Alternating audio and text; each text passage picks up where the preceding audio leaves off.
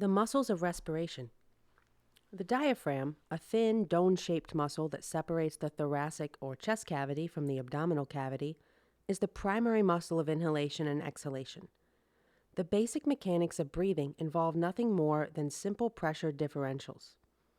To inhale, we reduce the pressure inside our body so that it is less than the atmospheric pressure.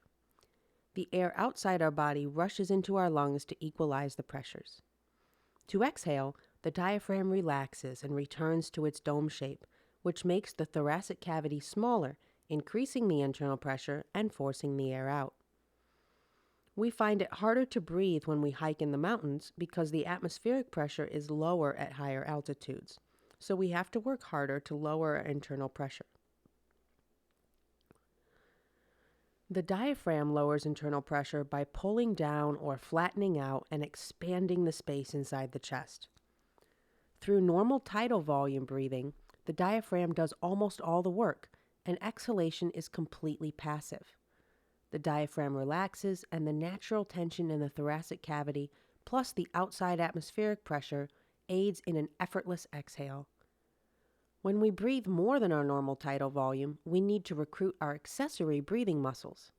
Increasing the effort to breathe is called forced inhalation or exhalation because inhaling or exhaling requires more force than normal.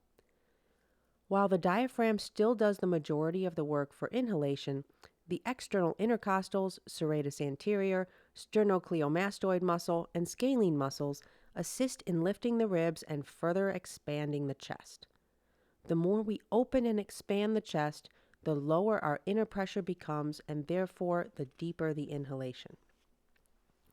For forced exhalation, we need to increase the inner pressure in our chest. The diaphragm can aid in exhalation only until it returns to its relaxed dome shape. The intercostal muscles and abdominal muscles do most of the work by pulling the ribs down and making the chest cavity smaller. Really, the abdominis rectus, our six-pack muscles, are the main muscles working. Many people breathe poorly and insufficiently due to constant engagement of the abdominal muscles, which are our muscles of exhalation. The main reason is that people don't want to let their bellies hang out. I was guilty of this habit for years, and even now I notice myself unconsciously and unnecessarily engaging my core just because of the habit that formed from vanity and insecurity. Even beyond forced respiration, walking around with our core muscles continuously engaged limits our ability to breathe fully and effortlessly.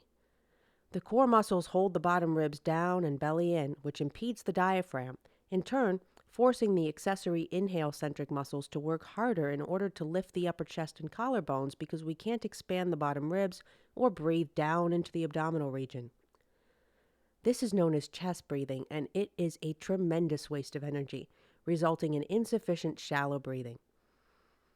Breathing with the core consistently engaged can also move us into a chronic state of tension and stress that negatively impacts the health and balance of our autonomic nervous system. You might have heard of diaphragmatic breathing or belly breathing, which refers to breathing with a relaxed core, allowing the stomach to expand. It is a common misconception that when we belly breathe, we are using only our diaphragm, and when we chest breathe, we are using only our accessory chest muscles. Chest breathing doesn't mean that the diaphragm is not functioning. The diaphragm is working in every type of breathing we do.